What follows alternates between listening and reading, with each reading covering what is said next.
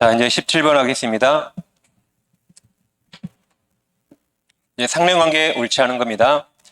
1번 인접하는 토지를 소유한 자들이 공동비용이죠. 이 통상의 일반적인 경계표는 공동입니다.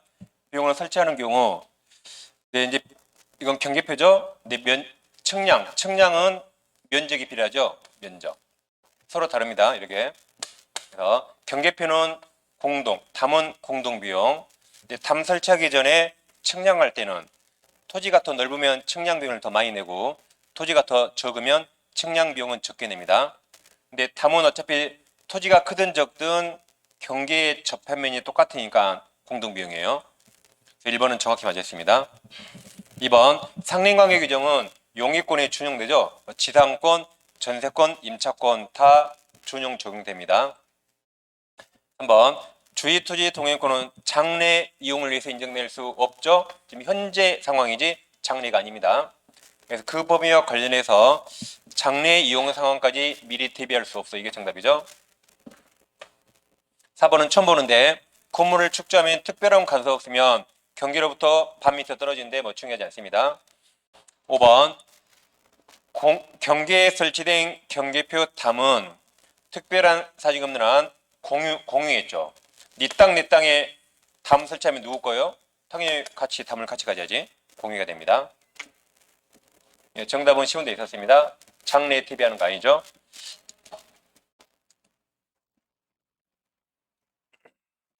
다음 18번입니다. 이제 점유취득 시효 옳지 않은 겁니다. 1번 우리 시험에 나왔죠. 부동산에 대한 압류가 취득시효 중단 사유가 되는가 해당하지 않죠. 취득시효는 몇 년 점유해야 되죠? 20년인데 그 20년 취득시효를 중단시키려면 내 땅에서 밖으로 끄집어내야 돼요. 밀어내야 돼요. 종래 점유 계속을 파괴시켜야 돼요. 이건 점유를 파괴해서 그냥 등기부에 뭘 압류했어요.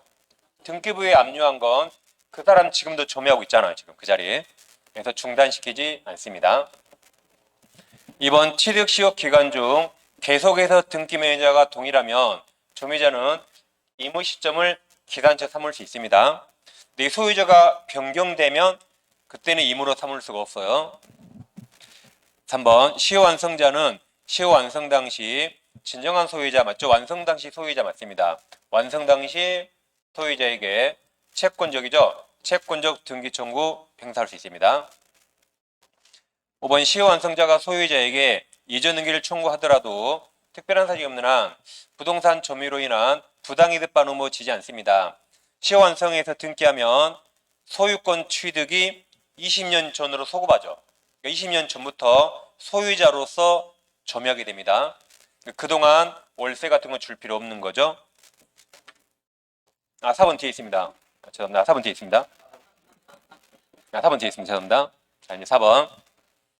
4번 이게 24회 때 우리 시험에 나오고 지금까지 그 10년간 안 나왔습니다. 4번 시효 완성 후 그에 따른 소유권 이전 등기 전에 소유자가 부동산을 처분하면 책임지더라도 채무불이행이 아니라 불법행위죠. 책임지더라도. 자, 7번 보세요. 왼쪽에 갑토지를 우리 점유했습니다. 우리 20년 시효 완성해서요. 근데 이제 을은 갑에게 등기 청구할 수 있는데 갑이 평에게 팔고 등기하면 을은 평한테 시효 완성 주장할 수 없습니다. 완성 당시 소유자에게 해야 되죠. 완성 후한테 할 수 없습니다. 그럼 을은 소유권을 취득 못하는데 우리 왜 소유권 취득할 수 없죠? 나에게 등기할 등기 의무자가 파는 바람에 제3자가 소유권 취득하니까 이제 갑이 파는 바람에 을은 소유권 취득 못하는 손해가 생겼습니다. 그럼 갑은 을에게 뭔가 책임져야 될까요?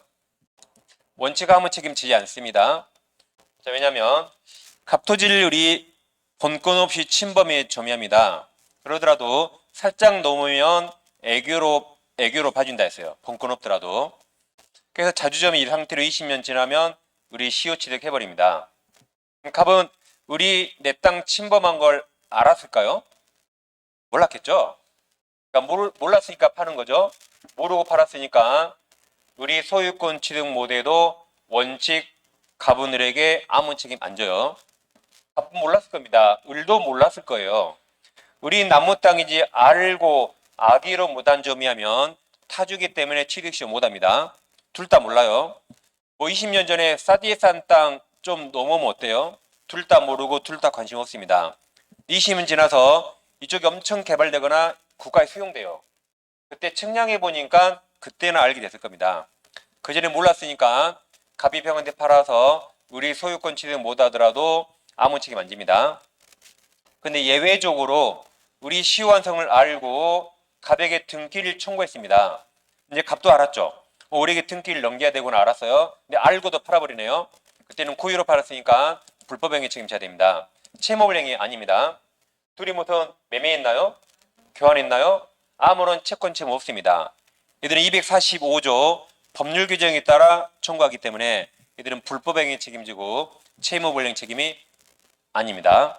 그래서 원칙 책임 안 지는데 시효완성자가 알고 팔면 예외적으로 불법행위 책임집니다. 그래서 채무불이행 틀렸죠? 4번이 정답입니다.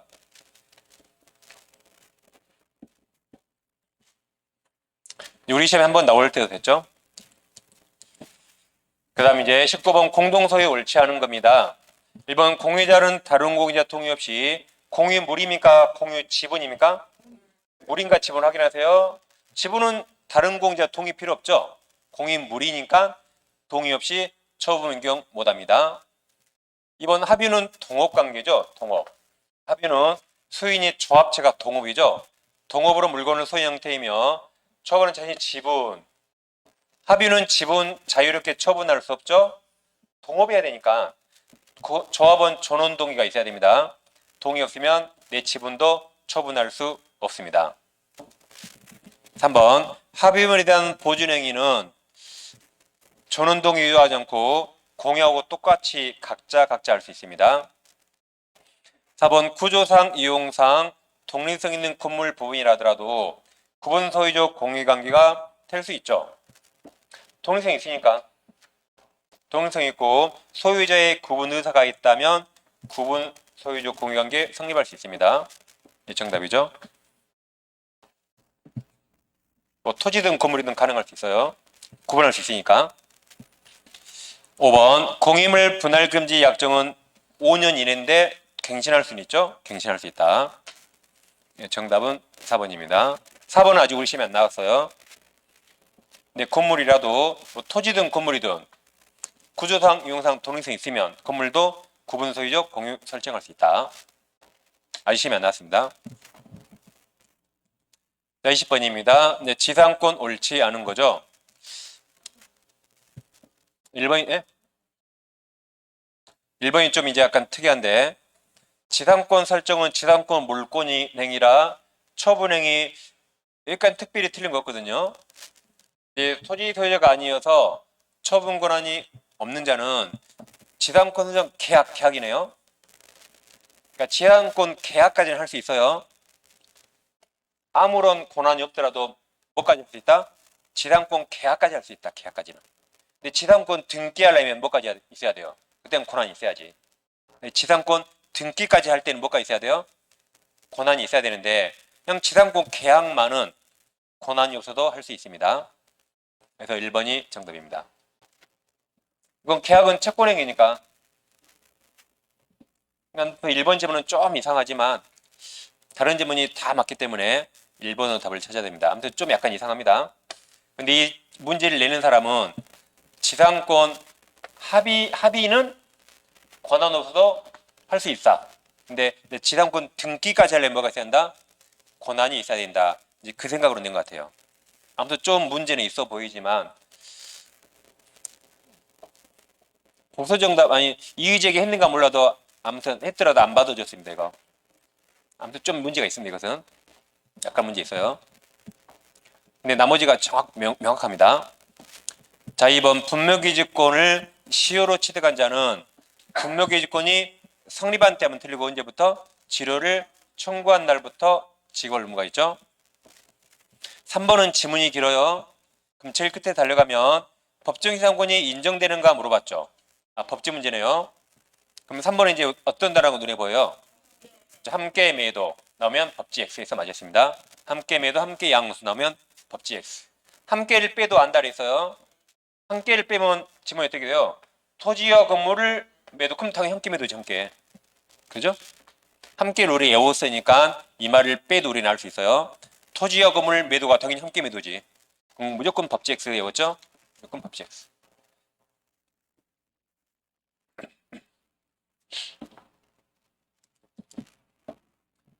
다음 4번도 지문이 길어요.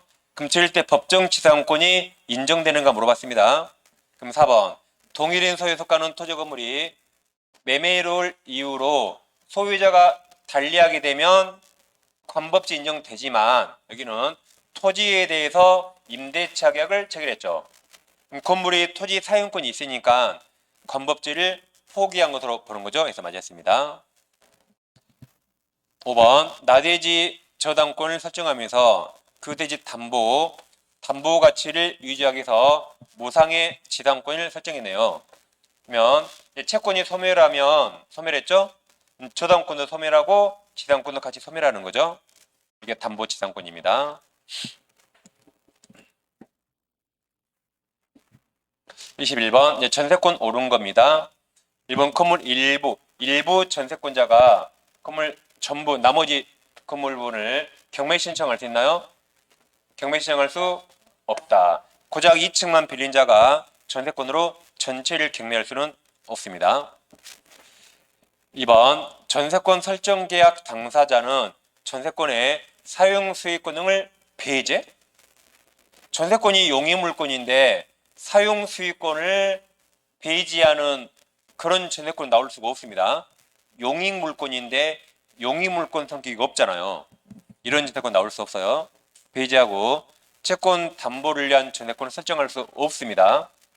사용 수익권이 있어야 된다. 용의물권이기 때문에. 3번이 정답이죠. 전세권 사용 시 전세금 지급은 성립 요소가 되죠. 지급해야 된다. 정답은 쉬운 데 있었습니다. 4번은 뭐 중요하지 않지만 전세권자는 특별한 사정이 없는 한 전세권 존속기간 내에서 전세 목적물을 다시 빌릴 수 있죠. 전전세나 임대할 수 있습니다. 중요하지 않습니다. 5번이 동시행이죠. 전세권이 소멸하면 전세권자의 목적물 반환, 목적물 인도와 전세금 반환이 서로 동시행이죠. 선의행에서 틀렸죠. 동시행 관계죠. 317조 동시행입니다.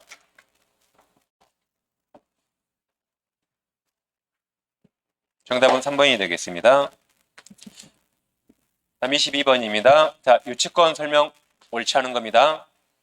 1번, 자, 간접 점유로 유치권 성립할 수 있지만 채무자에게 안 가는 식으로 해야 되죠. 여기처럼 채무자를 직접 점유자라면 채무자에게 물건 돌려준 겁니다. 이때는 유치권 성립하지 않습니다. 2번, 유치권자는 불법 점유가 아니어야 돼요. 2번, 타인 물건에 점유가 불법 행위를 한 경우 불법 점유네요. 유치권 인정되지 않습니다. 3번, 유치권 폐지 특약 유효죠. 유효. 그 특약의 효력은 상대방뿐만 아니라 물권이니까 그 이외의 의자 제3자도 주장할 수 있죠. 많이 틀렸죠? 그 이외의 의자 제3자도 주장할 수 있습니다. 자, 4번, 유치권 폐지 특약은 계약입니까? 단독행위입니까? 특약은 계약이죠. 둘이 하는 거. 그러니까 조건계약 붙일 수 있습니다. 단독행위에 조건계약 못 붙여요. 특약이 계약 약속이라 둘이 하는 거죠. 조건계약 붙일 수 있습니다. 5번도 우리 시험에 나올 때가 됐죠. 한동안 안 나왔는데 예전에 나왔거든요. 유치권은 물권이죠. 채권 소멸시효와 별개입니다. 유치권 행사하더라도 소멸시효는 진행합니다. 진행한다가 소멸시효 진행에 영향을 미치지 않는다. 이 말이 진행한다는 말이죠. 진행한다. 유치권을 행사하더라도 소멸시효 진행한다. 그게 진행에 영향을 미치지 않는다고 표현합니다. 정답은 3번이 되겠습니다. 그러니까 제가 아까 제 유튜브에 이런 거 다 나와요. 지금 있는 거 싹 나옵니다. 200지문에. 이것도 이래 나와요. 이것도. 근데 나중에 들어보시면 알아요. 이것도 제가 이렇게 노래 불러요. 이렇게 이제 딱 파란색으로 되어 있어요. 파란색으로. 그래서 제가 어떻게 노래하면 이렇게 불러요. 이름이 어떻게 부르냐면 갑자기 기억나네. 아무튼 저당권 채권 물리 양도담보 못해 이래 불러 제가 막. 그래서 민법은 다 맞는다 이래 불러 제가 막. 저당권 채권 물리 양도담보 못해 민법은 다 맞는다 그래 부릅니다. 그냥 가만히 보고 있으면 그냥 다 이게 끝나 이게 파란색 좀 보고 있으면.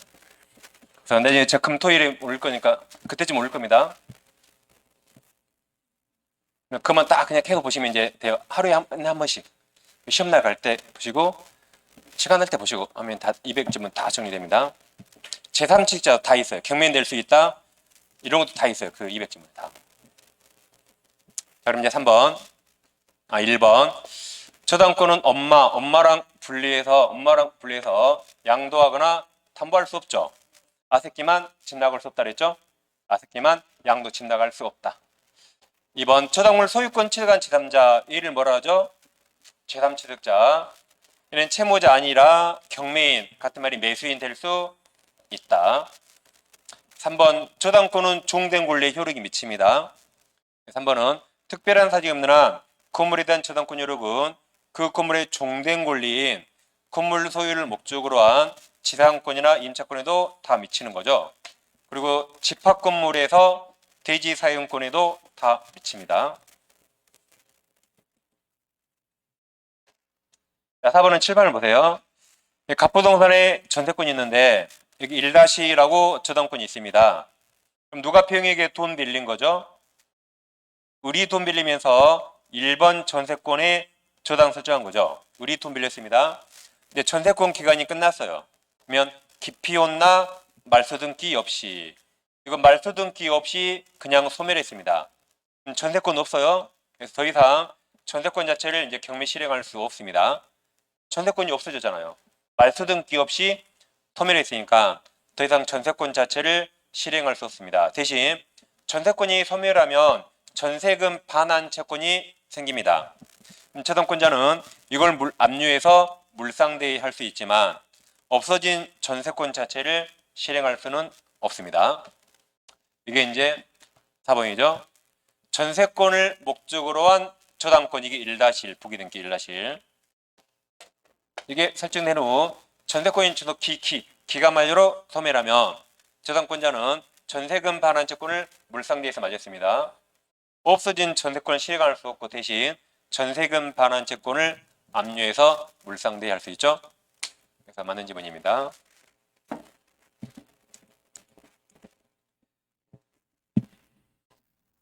다음 5번이 정답이죠. 저당 목적물 변형물인 물건에 대해서 제3자가 압류해도 물상대에 할 수 있죠. 압류해서 그 물건이 특정된 경우에도 저당권자가 스스로 압류해야 틀렸죠. 압류는 제3자가 해도 물상대의 가능합니다. 정답은 5번이 있었습니다.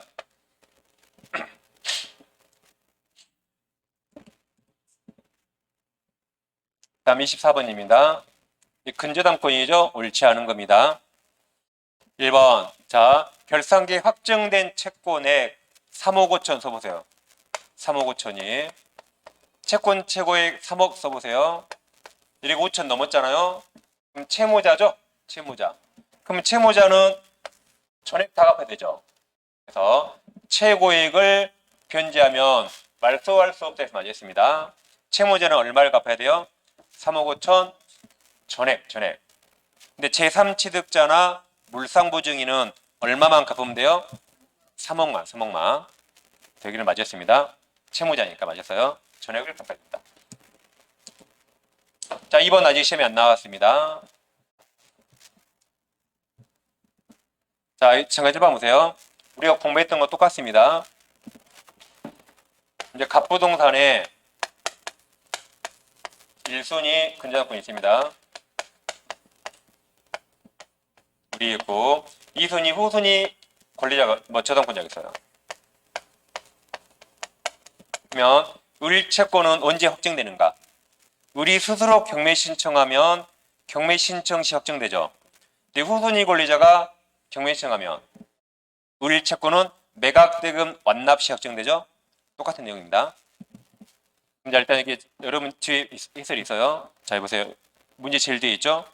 자, 근저당권자가 공동이네요. 공동 근저당권자가 목적 부동산 일부 부동산에서 누가 경매 신청해서요?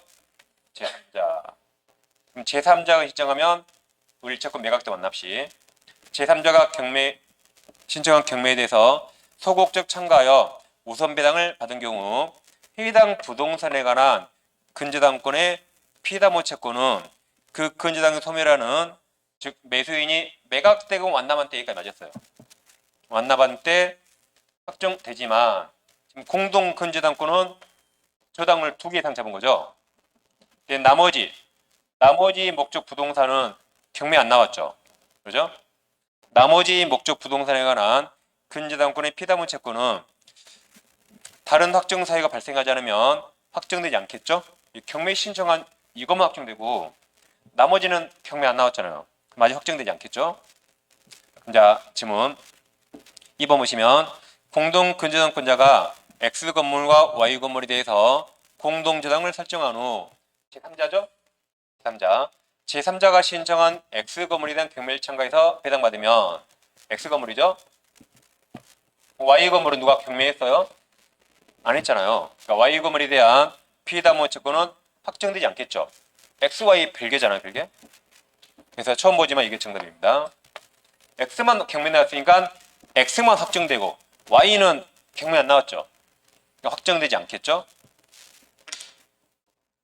처음 보지만 자세히 읽어보니까 이해가 됩니다. 뒤에 해서 참고하면 되겠습니다. 정답은 2번입니다. 3번 이제 공동 근저당권자가 후순위 근저당권에 의해서 개시된 경매 열차에서 피담보 채권 일부만 해당받은 경우 우선 면제받은 그 금액 일부에 관해서는 다시 공동 근저당권자로 우선 면제 행사할 수 없다. 당연하겠죠. 처음 보지만 만약에 1억 배당 받았잖아요. 그럼 그 1억을 또 우선 면제 받으면 되겠어요? 안 되겠죠? 처음 보지만 왠지 맞는 말 같습니다. 4번 원본 이행기일 경과한 후죠. 후 발생하는 지원 손해금 이자 같은 건 1년이 지난 기간에 대한 지원 손해금도 채권 최고액 맞죠? 채권 최고액 한도에서 다 담보됩니다. 이것은 자 원본이죠. 원본 이행기일 경과한 후죠. 그럼 채권은 이행기일 전에 생겼단 말이죠. 채권이 이행기일 전에 생겼단 말이죠. 그러죠? 이행기일 채권이 원본 채권이 이행기 후에 생겨서 이행기 전에 생겨서요? 전에 생겼단 말이죠. 그러면 이때 채권이 확정된다고 가정하면 확정 전에 생긴 채권입니다. 확정 전에 생긴 채권이에요. 그럼 확정 전에 생긴 채권은 확정 후에 이자라든가 지원 손해금이 발생해도 채권 최고액 범위 내에서 다 담보되는 거죠. 라고 공부했던 겁니다. 이것은 이게 이때 확정된다고 가정하면 확정 전에 생긴 채권이에요. 확정 전에 생긴 채권은 확정 후에도 지연이자 같은 거 발생하면 채권 최고액 범위 내에서 다 담보된단 말이죠. 그래서 4번, 5번 두 개 비교하세요. 5번은 근저당권의 피담보 채권, 원본 채권이 여기 확정 후에 발생해요. 확정 후에 발생하는 이자나 지원 세금은 채권 최고액 범위 내에서 여전히 담보된다. 이게 틀렸죠. 잠깐만 봐.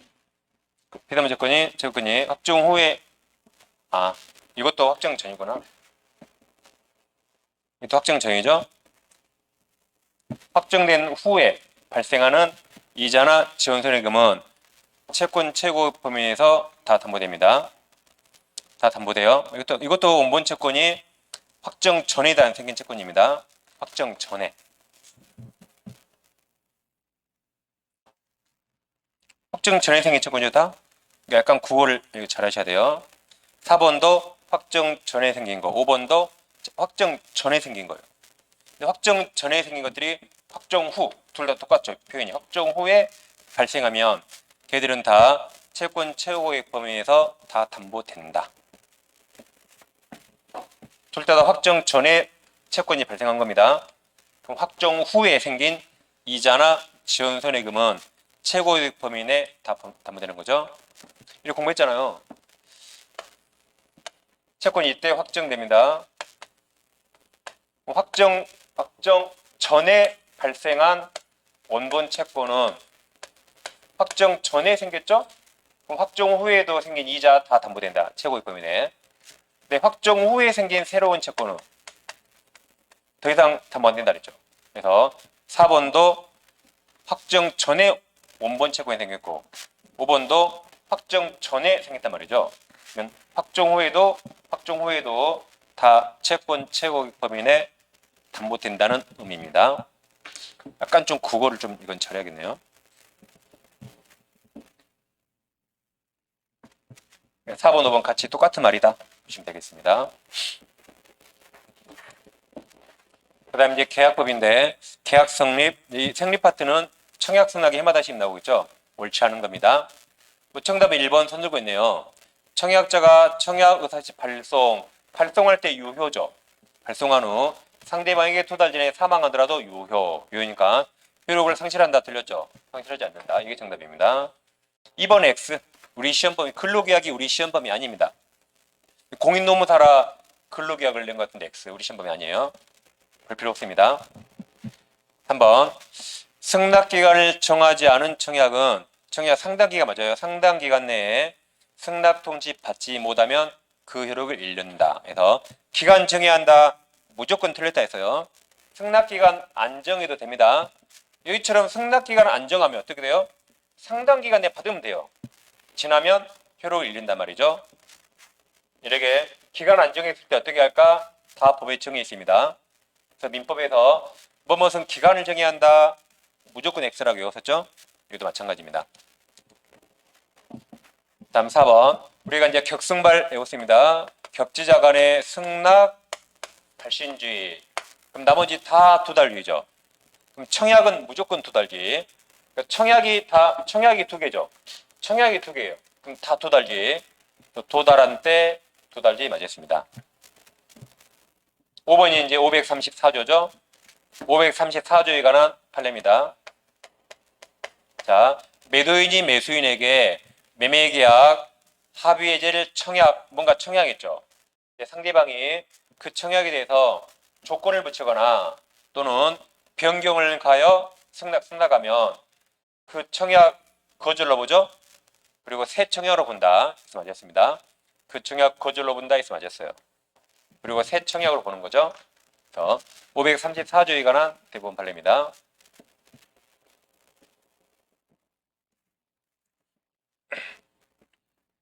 다음에 16번 이제 계약 성립 옳지 않은 겁니다. 1번은 우리 시험에 10년 동안 한 번 정도 나온 것 같아요. 중요하지 않는데 일단 1번 청약 당사자가 누구인지는 계약에 관한 당사자 의사해석 문제로서 특별히 틀려보지 않습니다. 그 다음 당사자들 의사가 일치하는 경우에 그 의사에 따라 계약 당사자 확정할 수 있습니다. 1번은 중요하지 않아요. 자, 2번 주의하셔야 되죠. 임대차 계약에서 보증금 지급 약정이 있는 경우 보증금 수수는 임대차 계약 성립 요건은 아닙니다. 임대차는 차임이 성립 요건이에요. 차임 지급. 법에 차임 지급이라고 써 있어요. 월세가 성립 요건이고 보증금 지급 약정이 있더라도 보증금을 주고받는 건 임대차 성립 요건은 아닙니다.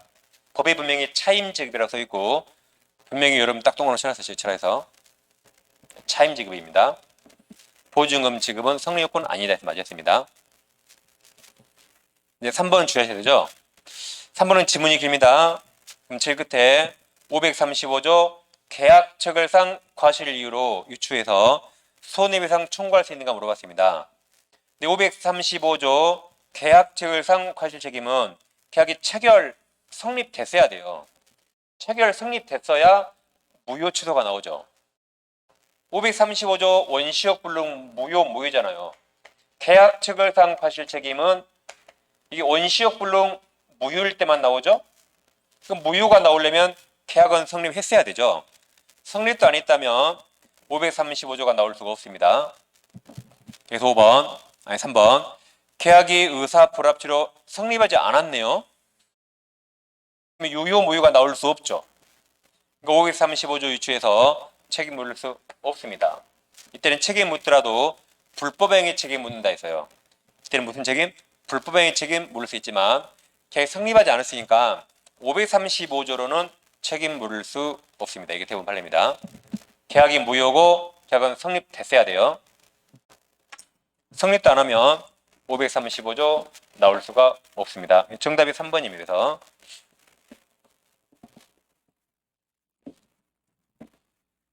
다음 4번. 4번은 민법 총칙에 나온 판례죠. 매매계약 체결 당시 목적물 대금 구체적으로 확정되지 않았더라도 이를 이행기 전까지 구체적으로 확정될 수 있는 방법과 기준이 정해있다면 계약 성립 인정할 수 있죠.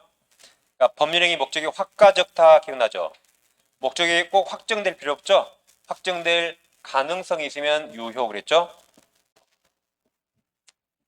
5번 청약자 의사표시나 관세에 의해서 승낙 통지가 필요하지 않은 경우 계약은 승낙의 의사표시로 인정되는 사실이 있는 때 실현이라 실현된 때에 맞았죠. 안 때 하면 틀립니다. 인식한 때 하면 틀려요. 사실이 있는 때죠. 의사실현은 실현이라 사실 있는 때 맞습니다. 다음 27번이 좀 어려웠죠. 이제 계약법에서 좀 어려웠습니다. 동시항명권 설명 옳지 않은 겁니다. 1번 특별한 사정이 없는 한 주된 의무 맞아요. 주된 급부만 원칙적으로 동시행하면 되겠죠. 그 세세한 것까지 동시행할 수 없겠죠. 큰 의무. 매매라면 돈 주고 등기하고 그런 게 주된 의무입니다.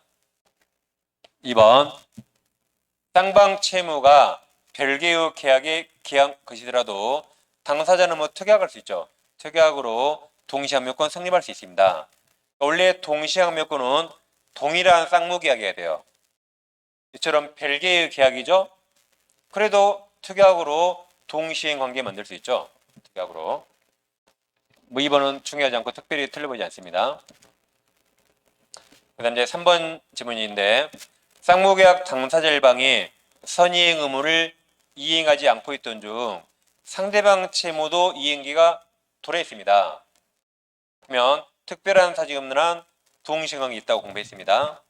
자, 7번 봐보세요. 이렇게 공부했죠. 갑부동산을 을과 매매했습니다. 9월 1일 날. 9월 10일 날 우리 중동을 먼저 주기라고 10월 10일 날 잔금 지급과 소유권 이전 등기를 하기로 했죠. 그럼 9월 10일은 매도인은 지금 아무런 이행기가 없습니다. 그래서 매수인이 이날은 선이행 의무가 있어요. 그리고 10월 10일은 서로 동시행 관계죠. 동시에. 그럼 9월 10일이 됐습니다. 9월 10일은 을은 중도금을 선이행해야 되죠. 이 중도금을 못 줬습니다. 못 줬다가 이날이 되면 이날 서로 동시행입니다.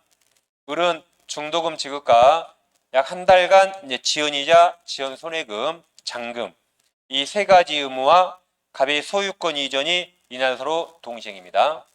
동시행이니까 갑이 소유권 안 넘기면서 을한테 너부터 돈 내라 그래요. 그럼 을은 미쳤냐고 항변할 수 있나요? 할 수 있다. 이걸 이제 어떻게 말합니까? 네, 이렇게 당사자 일방 을이 중도금 지급을 지체했죠. 이렇게 지체했죠. 지체하고 있던 중 상대방의 갑이죠. 갑채무 이행기가 도래하면 즉 10월 10일이 되면 서로 동시행이죠. 동시행이니까 특별한 사정이 없는 한 항명구 행사할 수 있다 해서 맞았습니다. 있다. 이 사건을 이렇게 만든 거죠. 시험 볼 때는 이렇게 하세요. 이 사례를 기억할 수 없잖아요. 시험 볼 때. 자, 선이행 의무를 이행하지 않았죠. 근데 상대방도 이행기 이제 도래했네. 이제 그럼 동시행해야지. 라고 기억하세요. 다시 선이행 의무를 이행하지 않았더라도 반대 사람도 이행기 도래했네요. 그럼 그때부터 동시행해야지. 라고 기억하세요. 동시행. 반대편도 이행기 도래했으니까 그때부터 동시행한 게 있다. 그래 풀면 되겠습니다. 다음 정답은 4번이죠. 이걸 표현한 거죠. 임대차 종료 시 보증금 반환과 목적물 반환은 서로 동시행했다 해서 이게 정답입니다.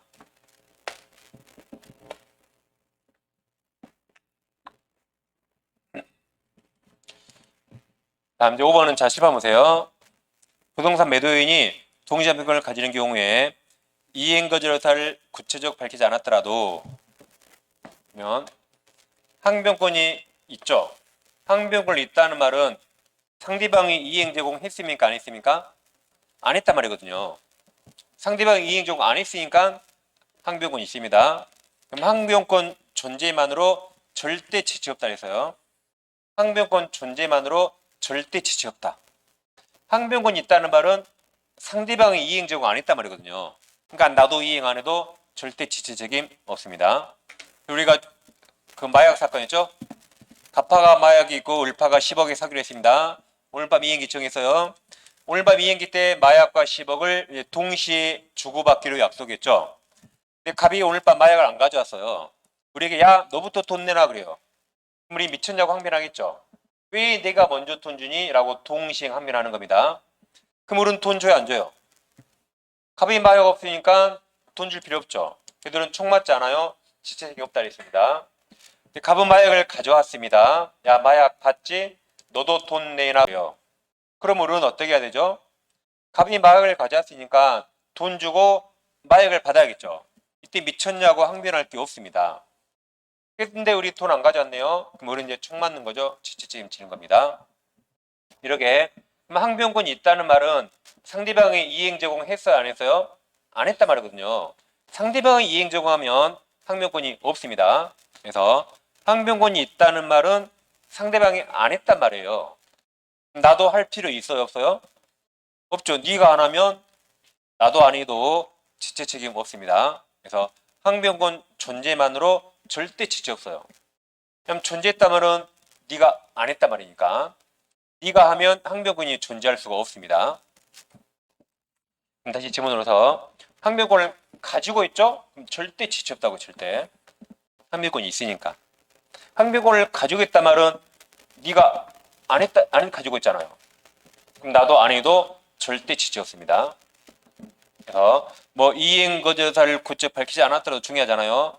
존재만으로 절대 지체 없다 해서 맞았습니다. 마약 사건이죠. 뭐 행사하지 않더라도 존재만으로 절대 지체 없습니다.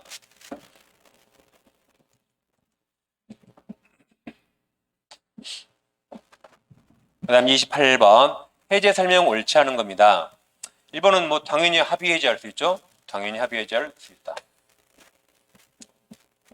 자 2번 처음 봅니다.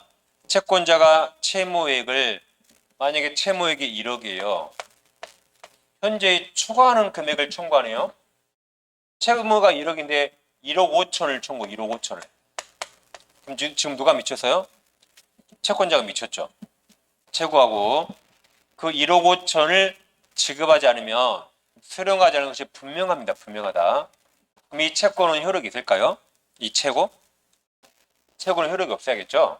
이 채고에 터잡은 채권자 해지는 무효이다 해서 처음 보지만 뭐 틀려 보이지 않습니다. 그럼 일단 다음 질문 넘어가겠죠.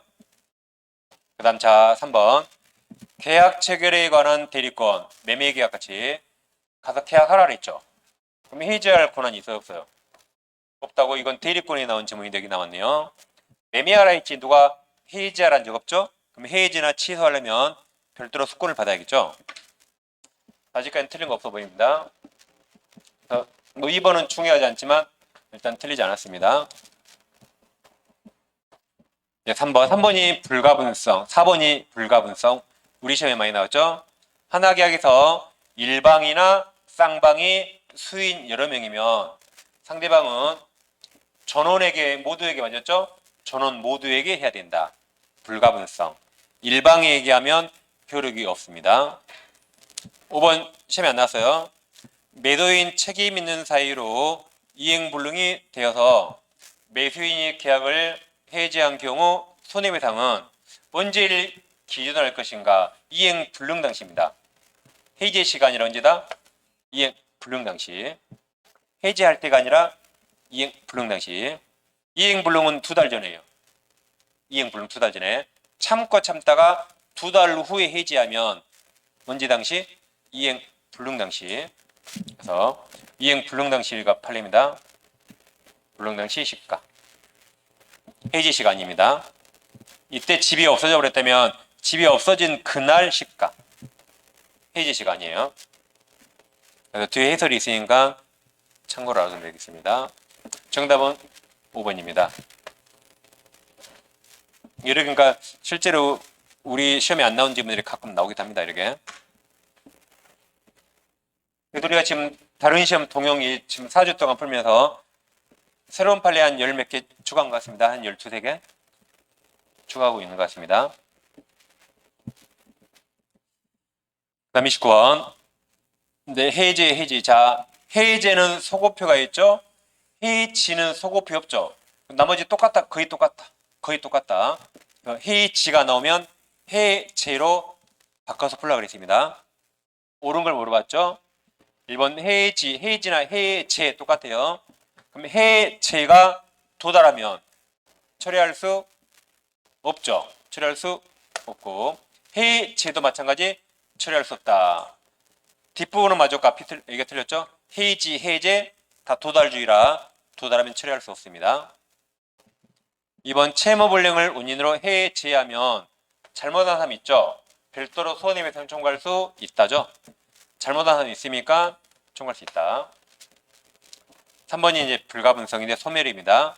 당사자 일방이 2인인 경우 특별한 사정이 없는 한 그중 1인의 해제권이 소멸했어요. 그럼 같이 소멸하겠죠? 소멸하면 다른 당사자 해제권도 소멸한다죠? 행사도 같이 소멸도 같이 불가분성.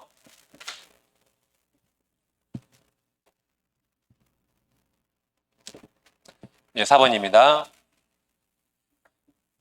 당사자 사이에 별도의 약정이 없는 한 합의 해지나 해지 똑같죠? 이거 나오면 이자나 손해배상이 있는가? 이자 의무가 없다 해서 맞았네요. 별도의 약정 없으니까 이자도 가산할 의무가 없고 손해배상도 청구 못하죠. 이게 정답입니다. 그러니까 합의 해지나 합의 해지 나오면 빨리 이자라든가 손해배상 있는가 보라 그랬죠. 자, 5번 소유권 이전 등기 의무 이행 불능. 즉 주택을 팔았는데 주택이 멸실됐다. 이행 불능이죠. 이걸 이유로 매매계약을 해지하기 위해서 그와 동시광에 있는 잔대금 돈 보여줘야 돼요. 지금 이 사람은 주택을 넘길 수가 없죠. 집이 없어져 버렸죠. 근데 해지할 때 돈 보여줄 필요 있나요? 돈 보여줄 필요 없죠. 정답은 4번입니다.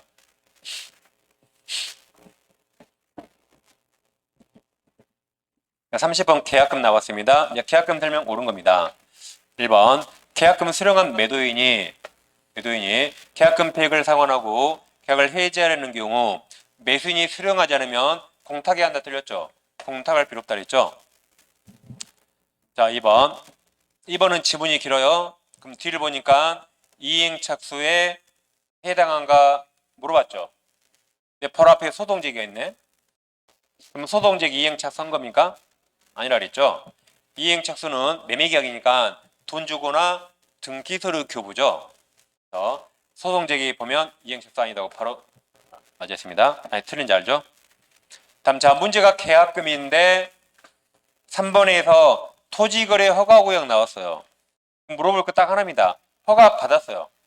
허가 받으면 이행착수입니까? 아니죠? 아니다. 그럼 해지할 수 있다 없다?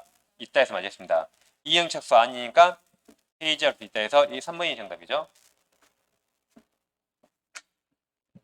그래서 계약금에서 허가구역 나오면 뻔합니다. 허가를 받아도 이행착수 아니다. 다음 4번 당사자 일방 규칙 사이로 채무불이행으로 법정 해제했죠. 그럼 특별한 사정이 없는 한 이 말이 위약금 약정이 없는 한 그 말이죠. 이게 무슨 말이에요? 위약금 약정이 없단 말이죠. 약정 특약이 없단 말이죠. 그럼 계약금은 위약금 성질이 없어요. 그래서 계약금이 위약금으로 상대방에게 기속된다 틀렸죠.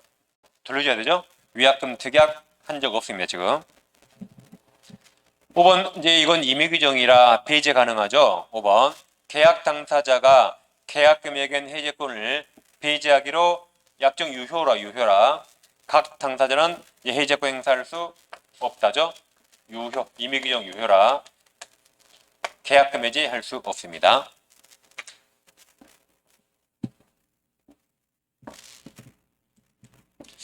네, 31번 매매입니다. 자, 매매 설명 옳지 않은 거죠?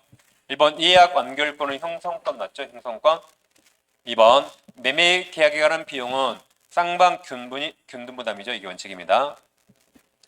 3번 타인 권리 매매에서 타인 권리 매매 유효죠. 매도인이 그 권리를 취득하여 매수인에게 이전해야 되는데 이전할 수 없는 경우 악의 매수인은 해지할 수 있다죠. 매도인 담보 책임 악의도 가능한 것. 전해 일감 실손해 악의도 해지할 수 있다. 이게 정답이네요. 악의도 해지할 수 있다. 전해 일감 실손해 기억나시죠?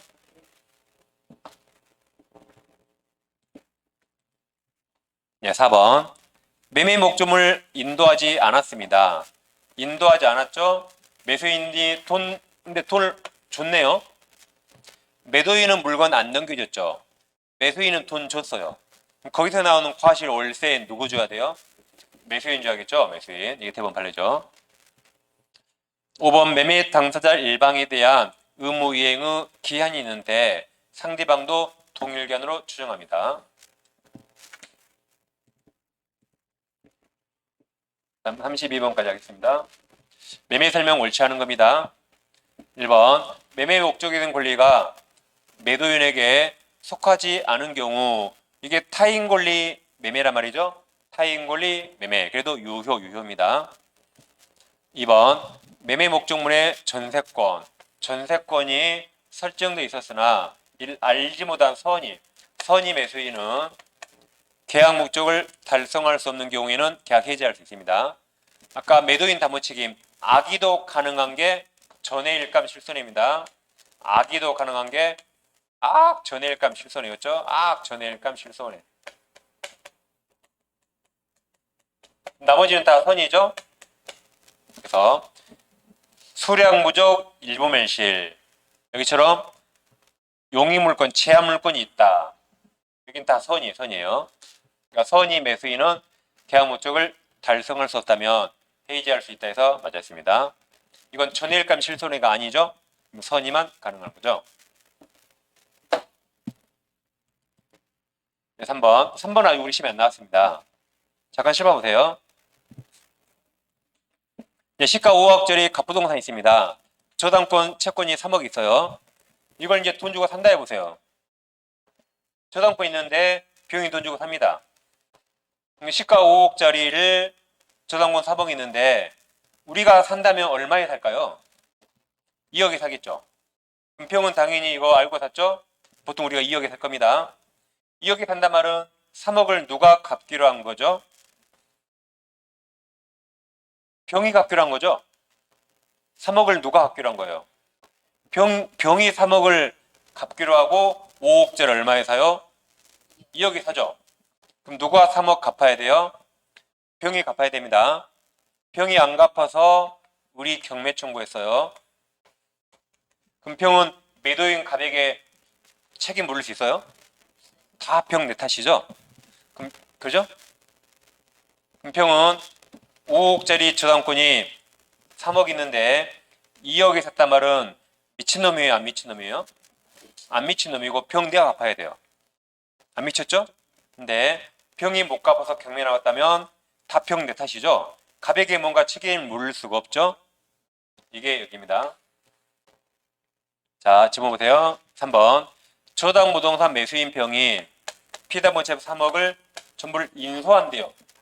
그러니까 병이 3억을 갚기로 했다 이 말입니다. 병이 인수한 것으로 매매대금을 매매대금 일부의 지급에 가름하기로 약정했다. 그 말은 2억에 샀단 말이죠. 2억에 샀단 말이죠. 그러니까 매매대금 3억 지급에 가름했대요. 그러니까 3억을 갚는 걸 매매대금 3억 지급에 가름했단 말이죠. 이게 2억에 샀다 이 말입니다. 2억. 그럼 미쳤어요? 안 미쳤어요? 안 미쳤죠? 그럼 병이 갚아야 돼요. 근데 그 저당권 실행했죠? 실행으로 병의 소유권을 상실하면 다 병 탓이죠. 그러니까 병은 갑과 매매 계약을 해지할 수 없습니다. 다 병 내 탓이죠. 다 병 내 탓. 갑에게 뭔가 책임 물을 수 없다 이 말입니다. 그래서 맞았습니다. 아직 이 지문 시험이 안 나왔어요. 그럼 그다음 7번부터 이제. 근데 제3취득자는 이런 병이 아니라 그랬죠? 이런 병 아니에요. 그다음 이제 병은 돈 많아서 은행 대출 필요 없습니다. 그럼 병은 5억 다 주고 사요. 우리가 병이라면 이 5억에서 이 3억을 먼저 갚아버리겠죠. 그럼 경매 나와요? 안 나와요? 안 나오고 미친놈 아니죠? 이런 애도 제3취득자 아니라 있습니다. 제3취득자랑 갑이 사정을 해요. 제가 5억이 필요하니까 올 5억이 다 사주세요. 5억에. 그럼 제가 1년 안에 이거 다 갚아서 말소할 테니까 제발 나 믿고 5억 다 달래요. 그럼 태어나서 처음 봤는데 갑이 1년 안에 3억을 갚는다고 하니까 갑 믿고 5억 다 주는 사람 있겠어요? 절대 없겠죠. 가끔 주는 그 미친놈이 있고 그 미친놈이 제3취득자 그랬습니다. 그럼 이제 3억을 누가 갚기로 한 거죠? 갑이 1년 안에 갚기로 했잖아요. 갑이. 그럼 갑은 채무자고 병은 채무자 아니죠. 이 병을 제3취득자 그랬습니다. 그럼 3억 누가 갚아야 돼요? 갑이 갚아야 되죠. 안 갚아서 경매 나왔네. 이제 병은 어떻게 해야 돼요? 당연히 이때 갑에게 계약 해지하고 손해배상 청구해야겠죠. 이게 전해일감 실손의 실손입니다. 경매가 실행되면 악의 매수인도 갑과의 계약을 해지하고 갑에게 손해배상 청구할 수 있다. 이게 전해일감 실손이에요. 그래서 우리 법조문은 저 미친놈을 전제로 쓰는 겁니다. 근데 이건 미쳤어요? 안 미쳤어요? 안 미쳤죠? 아까 안 미친 사건. 그래서 이때는 병이 갑에게 해제도 못하고 손해배상 청구 못하는 거죠. 병 내가 안 갚았으니까.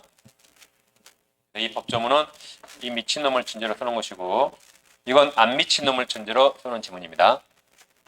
그래서 이 지문은 맞는 지문입니다. 아직 시험이 안 나와서 우리 시험에 옆에 사람이 안 미친놈 이렇게. 우리 항상 미친놈을 보다가 좀 정상의 사람 봤으면 되지. 그래서 지금 이 정상이 오히려 좀 비정상으로 돼버렸어 지금. 우리 맨날 이 미친놈을 보다가. 그 다음 이제 4번. 자, 경매는 물건하자에 담보책임이 적용 안 되죠. 권리하자는 담보책임 적용되는 거죠. 이게 정답이네요. 다시 아파트를 경매로 싸게 샀어요. 아파트를. 근데 천장이 물이 새네. 그럼 전 집주인 지금 노숙자 돼 있는데 가서 담보책임 물으면 되겠어요? 경매에서는 물건하자는 담보책임 물을 수 없습니다. 근데 권리하자는 담보책임 물을 수 있어요. 이게 5번은 처음 보는데 채권을 팔 수 있죠? 채권을 팔 수 있습니다. 변제기에 도달하지 아니한 채권을 팔았어요. 아직 변제기가 아직 안 됐네요. 그럼 그 매도인이 채무자 돈 많아요. 제가 보증할게요. 채무자 돈 많아요. 걱정하지 마세요. 담보했다면 언제 돈 많을 걸 담보했을까요? 변제기까지 돈 많겠다고 했겠죠? 라고 추정해 준다 했습니다. 5번은 그냥 안 봐도 됩니다. 우린 본 적 없어요. 아무튼 5번은 그냥 그런가 보다 넘어가면 되고 중요하지 않습니다. 이렇게 보세요. 그냥 듣고 잊어버리세요. 채권 변제기가 만약에 올해 12월 30일이에요. 올해 12월 30일. 뭐 이거 오늘 팔아요. 오늘 10월 며칠이죠? 10월 며칠이죠? 18일입니까? 오늘 파는 거죠. 그럼 지금 변제기 됐어요? 안 됐어요? 안 된 채권을 오늘 파는 거예요. 1억짜리 채권을 한 9,500만 원을 팔 수 있죠. 9,500만 원에 500만 원 싸게. 그러면 이 사람이 매도인이 채무자 돈 많으니까 걱정 말고 사세요 그랬어요. 그럼 언제 돈 많다고 담보한 거예요? 변제기 날. 이날까지 돈 많을 거니까 받을 수 있어요. 그러니까 오늘 사도 됩니다라고 했겠죠? 대신 제가 5천만 원, 500 깎아주잖아요. 라고 했겠죠? 그냥 안 봐도 됩니다. 우리 본 적 없어요. 정답은 아까 몇 번이었죠? 4번이었습니다. 4번이죠? 경매, 권리하자, 담보책임 적용되고 물건하자가 안 되죠? 헷갈리면 안 되겠습니다. 자, 10분 쉬고 이어서 하겠습니다.